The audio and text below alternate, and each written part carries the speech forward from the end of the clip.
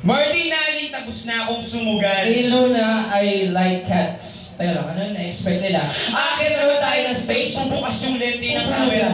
Tatapat yung sinag ng spotlight. Paano magsisigawan ng mga tao? Tataguntong ang entablado at Dito na naman pagkadrama. Hindi ito isang pagdadrama. Isa itong pagbabalik ng mga bagay na nawala, hindi ito pag-aalsa, kundi isang maiksing panawagan para sa lahat ng inalipin na kulong, sumisigaw ng pabulong, naglalakad ng paorong kamusta, ang kinubuang lupa ng pagtula. Kung porkit dito tayo nagmula, ay dito na rin tayo dapat mapunta. Dahil kahit tama ang pula, kung ang lupa naman ay walang pataba, ay paniwala. Teka lang. Sol, saan ba tayo napunta? Bes? Bes! Mahal naman kita, Bes eh! Hinintay kita. Pero iniwan mo ko sa ere. Mas bitter ba ako kay Bitter Ocampo? Galit ako kay Constantino. Pero pinagpalit mo ako sa Chinito. Ako! Ang pagkabago! Galit ako sa gobyerno! Ako naniniwala ako sa collector. Pero depende pa yun sa iyong interpretasyon. Ang pag-ibig ay parang kape. Lagi na ng kape, mukha ka ng barako, pre. Kalayaan! Katipunan! Baklaran! Teka, nasan ka na ba? Galing gumawa, lumikha, pero hindi natin pwedeng ikulong ang tula sa isa dahil ang tula ay hindi lamang paghugot, pagbigay ng mga patnugot, hindi ito pag araw-araw na paghuhugutan, paglulumande, paano na lang ang mga binhe, kung walang balak magdile, gusto lagi na may makikinig, walang balak umintindi, puro na lang tayo pagsindi. Ang tula ay hindi lang pakikiuso. Puso o utak? Utak o puso?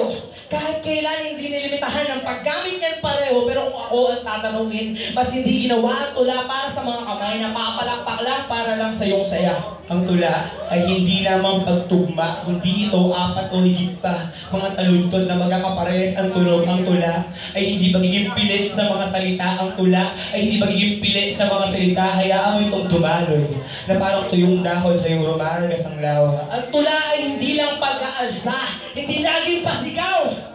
Hindi lahat ng butas hahanapin mo para magawan mo ng katha dahil hindi laging masusolusyonan ng pagsulat ng abakada sa karatula ang mga suliranin ng bansa. Ang pagtula ay hindi lang nakadepende sa ginhawa, sa selebrasyon, sa masayang litrato. Kailangan mo rin minsan alalahanin ang mga kwento ng iyong pagkasawi bago makamtan ang mga tinatagong mong ngiti. Ang tula ay hindi lang puro pait. Minsan kakalimutan mo rin ang sakit. Bibitawan mo ang mga sugat mo kung gusto mo talagang maghilom ito. Kahit masakit itong tignan, matututo ka din pumikit. Pero susulat pa rin ako. Pero hindi kami mananahimik. Hindi kami hihinto. Kailan man ano mga ngalan? Saguhan man ng pito. Dahil sa digmaan at pagkaitan ng ulam at kanin. At kahit kutsain man kami ng mga elitista na mas angat pa sa amin. Siguro pagtatawanan ng mga putahe namin inihanda. Dahil hindi patok sa mabetsing panlasa sa mabetsing panlasa sa mabetsing panlasa ng badla. Maraming imbitasyon pero laging salat sa pamasahe. At kahit di man kami tilian ng nagagandahang babae, pero susulat pa rin ako. Marami sa atin tataka kung bakit ang pagbabago wala. Marami lang kasi sa atin hindi marunong tumula. At sa aking pagsabay, hindi magpapagulat kay Diretso.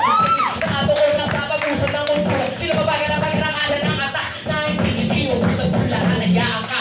Alam ko hindi kami magaling, pero sige lang, basta walang personalan, titig lang.